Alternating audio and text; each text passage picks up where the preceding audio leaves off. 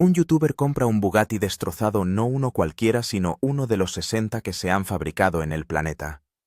Una máquina tan rara que la mayoría de la gente ni siquiera la ve en persona y mucho menos se plantea desmontarla perno a perno. Cruza el Atlántico con las cámaras rodando, decidido no solo a repararlo, sino a resucitarlo. Lo documenta todo: cada panel de carbono fracturado, cada perno cizallado, cada pequeña grieta que la mayoría de los mecánicos en su sano juicio mirarían y dejarían de lado.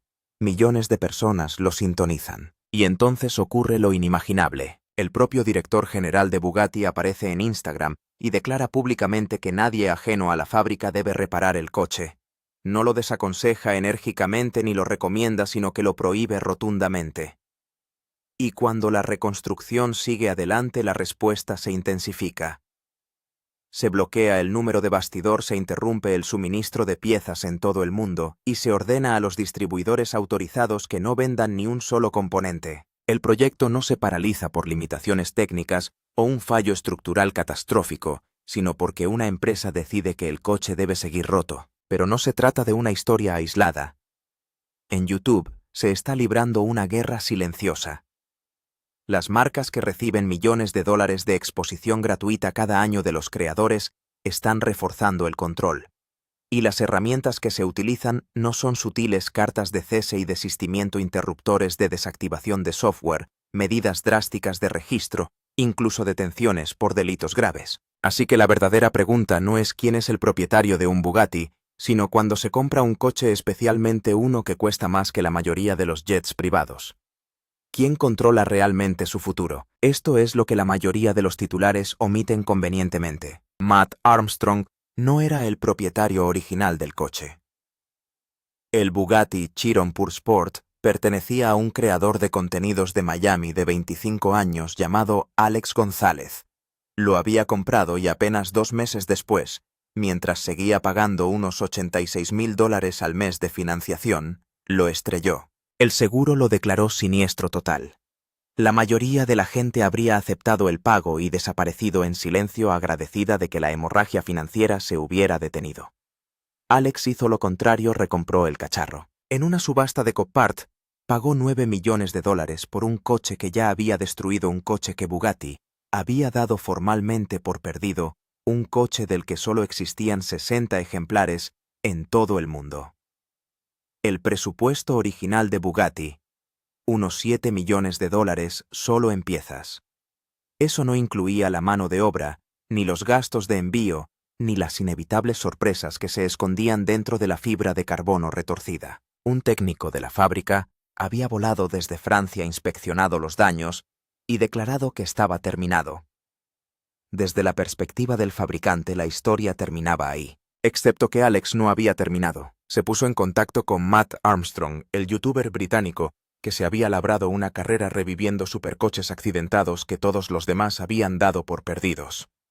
Matt reservó un vuelo de última hora a Miami. Desde entonces ha admitido que subió a ese avión convencido de que no lo compraría. La escala le parecía absurda incluso a él. Incluso al llegar allí, se sintió como una señal de advertencia. De camino a inspeccionar el Bugatti, un Chevrolet atravesó de repente 4 carriles de tráfico y colisionó con un Ferrari conducido por un miembro del equipo de Matt. Para cuando llegaron al taller, había 2 exóticos dañados esperando en lugar de uno. Parecía cinematográfico ominoso. Entonces vio el quirón. El frontal estaba destrozado. Los airbags desplegados. La fibra de carbono destrozada como porcelana fracturada. La característica parrilla de herradura había desaparecido. Los faros reducidos a cavidades huecas. Pero más allá de la destrucción visible, había algo que Matt nunca se había encontrado: un número de bastidor bloqueado. Bugatti había marcado este coche específico en su sistema interno, lo que significaba que ningún concesionario autorizado en ningún lugar del mundo vendería piezas relacionadas con ese número de bastidor. Ni un faro, ni un soporte, ni una sola pieza de tapicería.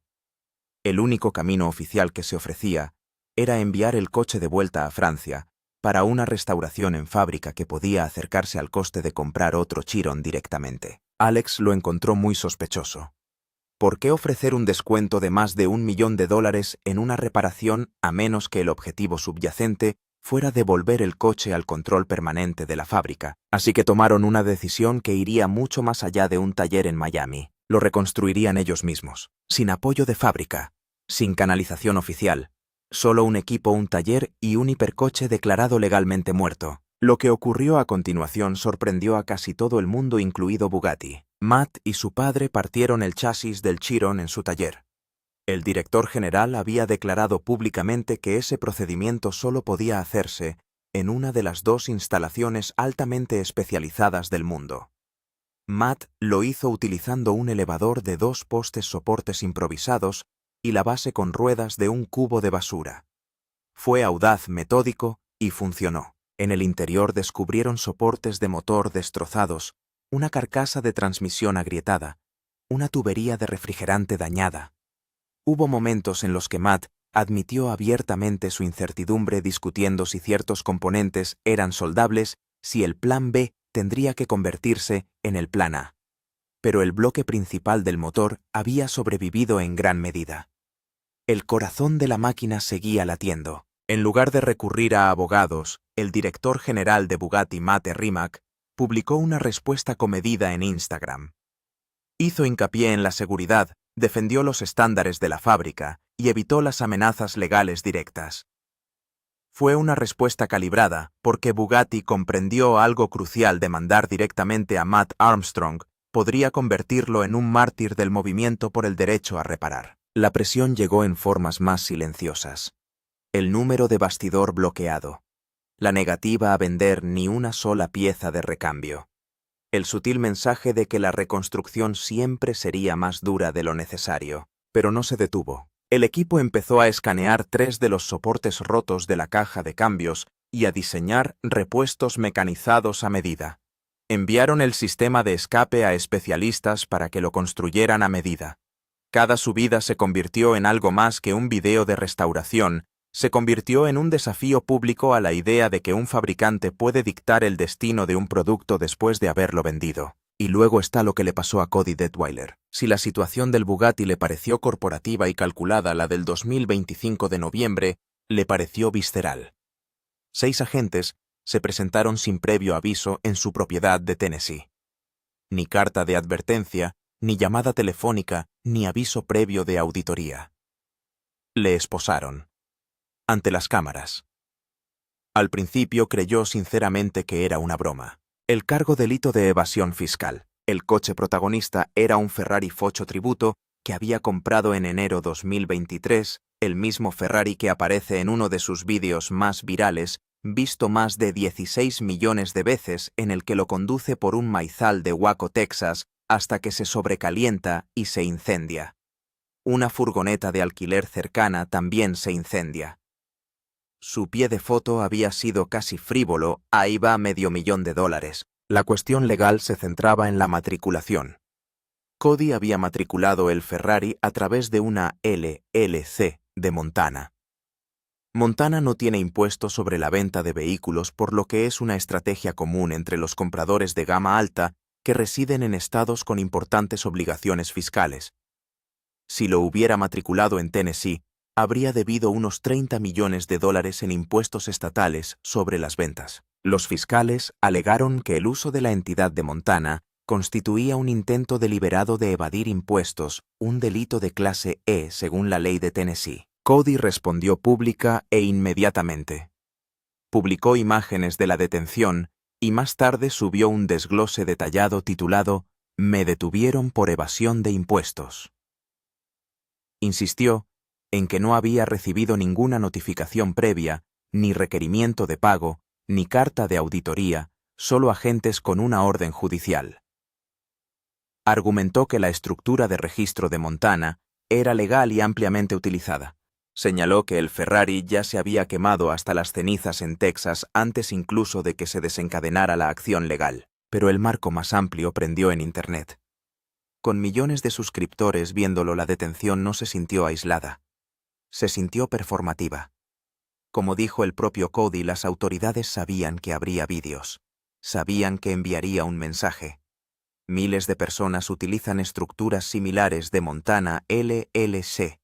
Él era simplemente el más visible. Aún no se ha confirmado si Ferrari desempeñó algún papel a la hora de llamar la atención sobre el asunto, pero en una época en la que los creadores destruyen, diseccionan y cuestionan públicamente los productos de marcas multimillonarias, la sincronización plantea inevitablemente interrogantes. Y ahí es donde queda en el aire la pregunta de los 70 millones de dólares. Cuando compras un hipercoche, cuando pagas los impuestos, cuando el seguro extiende el cheque, cuando el título pasa a tu nombre, ¿es verdaderamente tuyo o simplemente lo tomas prestado en condiciones que pueden cambiar en el momento en que tus acciones incomoden a alguien poderoso? Cody fue puesto en libertad con una fianza de 5 millones de dólares, no los 2 millones que algunos titulares afirmaban inicialmente. Ahora vende camisetas con su foto de identificación para financiar los gastos legales, y ha bromeado con la posibilidad de mudarse a Montana como protesta. Su segunda detención por cargos similares se produjo en enero de 2026, mientras llegaba a un aeropuerto. El caso está en curso, pero sea cual sea el resultado legal, algo ya había sucedido. Un creador de coches había sido detenido acusado de un delito grave vinculado directamente a un vídeo que había hecho. La línea entre el contenido y la responsabilidad legal nunca había parecido tan delgada. La lista negra Ferrari-Lamborghini. Y cómo las marcas cortan el grifo a los creadores sin decir una palabra. No todas las marcas despliegan abogados o fuerzas del orden. Algunos de los movimientos más eficaces en este conflicto se producen en completo silencio. No hay comunicado de prensa, no hay cese y desistimiento, solo un nombre retirado discretamente de una lista. James Condon, el Stratman, creó uno de los canales de coches más vistos de YouTube a partir de una fórmula muy sencilla: comprar supercoches raros y coloridos, envolverlos en púrpura, conducirlos a toda pastilla y pasar al siguiente. A su audiencia le encantaba el chorn. Ferrari y Lamborghini no lo hicieron. Ambas marcas operan con estrictos sistemas de asignación para sus modelos de tirada limitada. Cuando sale a la venta un nuevo Lamborghini revuelto o un Ferrari Icona, tenemos mi Lamborghini Aventador Roadster Liberty Walk acabado en rosa. Candice tiene el interior blanco personalizado. La marca controla a quién se le ofrece uno basándose en el historial de compra y en la suposición de que el comprador conservará el coche en lugar de voltearlo inmediatamente para obtener un beneficio. Los volteos rápidos de los Stratman no eran solo un estilo de contenido. Estas marcas los veían como una perturbación activa del mercado secundario que llevaban años gestionando. Así que al parecer le cortaron el grifo sin notificación formal. No hay explicación, solo que no hay asignaciones futuras en los coches que más importan. Ese tipo de lista negra es casi imposible de impugnar porque nunca se escribe. Pero también hubo un momento más público. En 2023, el Stratman listó un 2023 Corvette 6 en coches y ofertas. El listado mostraba que el coche no estaba registrado y venía solo con su certificado de origen del fabricante, lo que significa que nunca había sido titulado a su nombre antes de la venta. Ello suscitó preocupación por el salto de titularidad cuando un coche cambia de manos sin estar debidamente matriculado, a menudo para eludir impuestos o tasas, lo que desencadenó una investigación. Más tarde presentó documentación que demostraba que se había pagado el impuesto de ventas. Los registros de la Comisión Tributaria del Estado de Utah mostraban un pago de $12.540, que la transacción estaba limpia. No se presentaron cargos, pero la investigación en sí fue lo importante. Chevrolet ya había advertido a los compradores de 6 en el momento de la compra de que las reventas anticipadas podían anular las garantías o dar lugar a sanciones, y ahora había intervenido una agencia estatal. Lo que demostró la situación de Stratman no fue solo que las marcas vigilaban a los creadores, sino que también lo hacían los reguladores. Cuando todo tu modelo de negocio está documentado en YouTube, los recibos son públicos. El bloqueo del software. Como McLaren y Tesla convirtieron la propiedad en un permiso. Matt Armstrong contra Bugatti se lleva los titulares, pero la versión más silenciosa de este conflicto está jugando a través de la tecnología, en lugar de abogados, y afecta a mucha más gente que solo youtubers. Reconstrucción, hypercars destrozados. Cuando Tavarish Freddy Hernández compró un McLaren Puno, dañado por las inundaciones de Copart, por $575.000. Mi nombre es Tavarish, y en los últimos 2 años he estado trabajando en este coche mi $2 millones McLaren Puno, sabía que la reconstrucción física sería brutal. Este era el coche número 348 de los 375 que se habían fabricado y que valía cerca de $2 millones antes de que el huracán Ian lo arrastrara por el agua salada en 2022.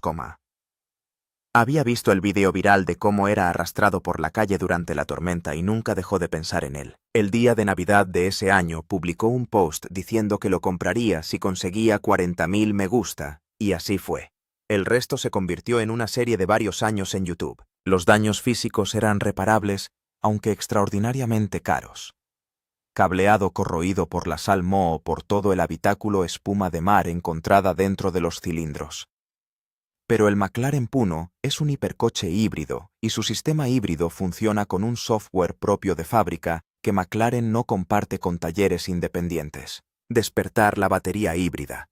Después de una inundación, recalibrar por completo el sistema de propulsión, realizar diagnósticos de alto voltaje. Todo ello requiere herramientas que solo existen en la propia red de servicio de McLaren.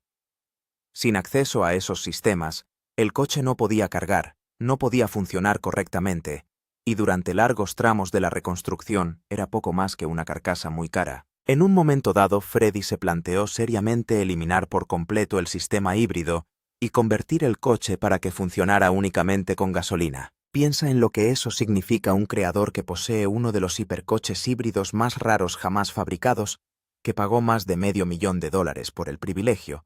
Se planteaba destripar su tecnología básica, porque el fabricante no le daba acceso al software que necesitaba para utilizar lo que ya había comprado. La construcción sigue en marcha. Desde entonces, el coche ha sido reinventado como un custom completo, ahora bautizado como Puno Evo, con aportaciones de diseño de Frank Stevenson, el hombre que diseñó originalmente el Puno para McLaren. Queda por ver si eso cambia el problema de acceso al software.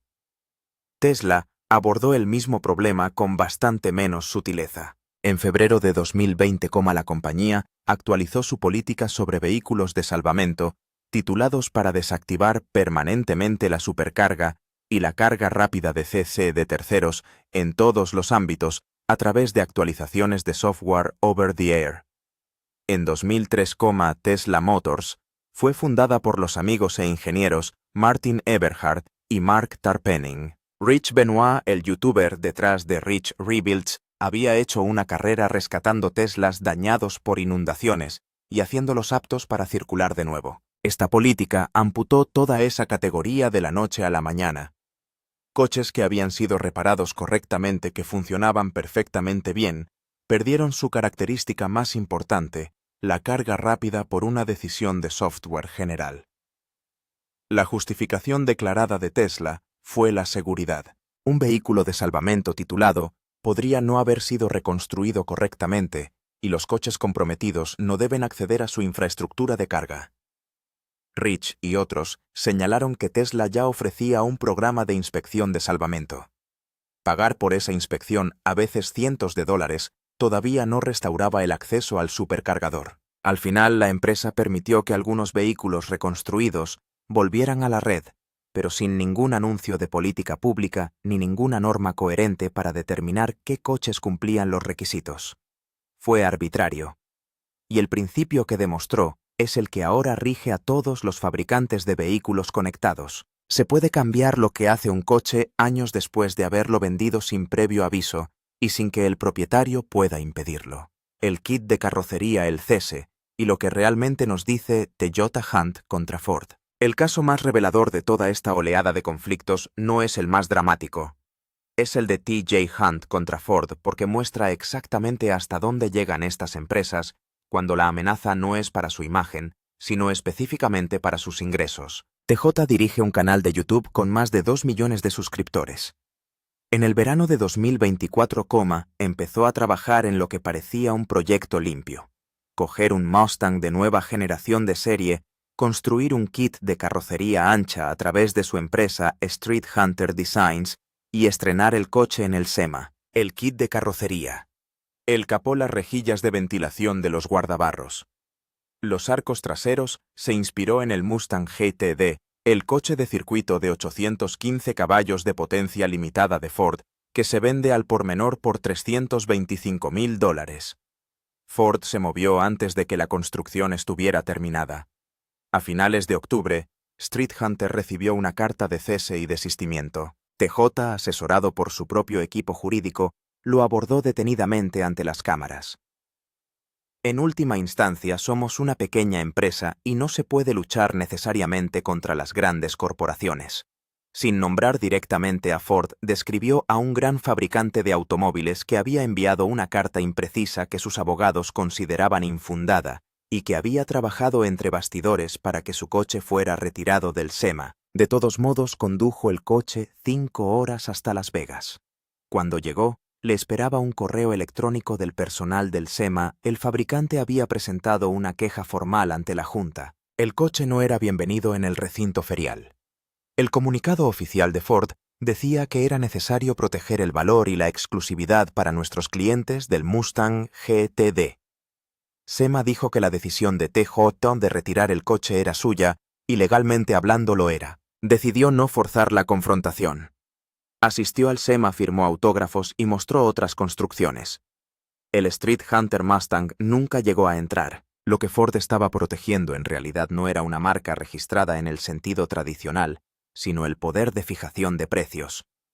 Si Street Hunter Designs podía vender un kit de carrocería ancha que hacía que un Mustang de $40.000 pareciera un GT-D de $325.000, la exclusividad percibida del propio GT-D empezaba a erosionarse. No todos los compradores del GT-D se decantan por las prestaciones, sino por su aspecto, por lo que el coche transmite en un aparcamiento. El kit de TJ amenazaba eso no por imitación, sino por accesibilidad. Se trata de un problema de propiedad intelectual mucho más sutil que los tribunales no han resuelto con claridad. Desde entonces, TJ ha insinuado que el kit podría seguir comercializándose. No se ha dictado sentencia sobre si el cese y desistimiento tenía fundamento jurídico, pero el momento SEMA sucedió. La historia fue cubierta en todas partes y se sentó el precedente. Incluso en un evento diseñado específicamente para celebrar la modificación del mercado de accesorios, un fabricante puede intervenir y expulsar el coche de un creador si deciden que el corte de construcción es demasiado parecido a algo que están vendiendo por una prima. ¿Por qué Matt Armstrong contra Bugatti es solo el principio? ¿Y qué está realmente en juego? Cada caso de este vídeo, tomado por sí solo, tiene una explicación defendible. Bugatti está protegiendo la calidad en un hipercoche de $6 millones. Tennessee está aplicando la legislación fiscal. Ferrari y Lamborghini están protegiendo los sistemas de asignación que han mantenido durante décadas. McLaren y Tesla citan la seguridad. Ford defiende la propiedad intelectual. Cada justificación por separado parece razonable, pero si las analizamos en conjunto surge un patrón difícil de descartar. Los fabricantes de herramientas están utilizando bloqueos de software, listas negras de números de bastidor, cartas de cese y desistimiento, embargos de piezas. Las denuncias reglamentarias son cada vez más sofisticadas y agresivas. Exactamente en el mismo momento en que YouTube del automóvil se hace más poderoso. Estos canales generan colectivamente miles de millones de visitas. Mueven mercados.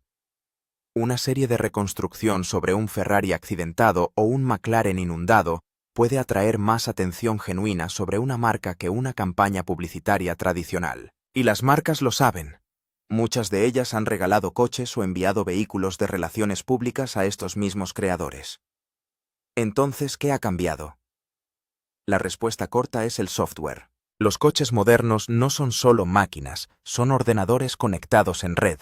El Bugatti Chiron Pure Sport tiene más código funcionando que algunos aviones.